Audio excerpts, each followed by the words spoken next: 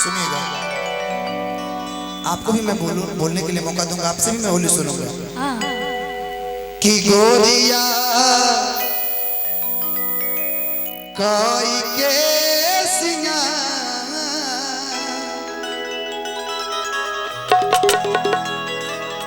किया गना में पीसे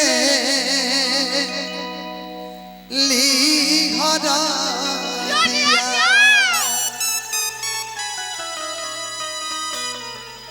एक जना के पति परदेश बाड़े, औरत के बड़ी परेशानी होता, उनका जब मर्द के पता चलल बा,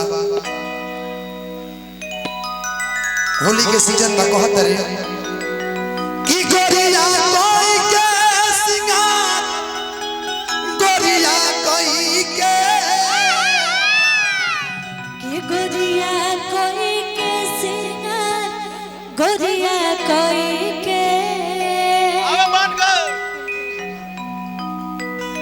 कि गोरिया कोई के सिंगार,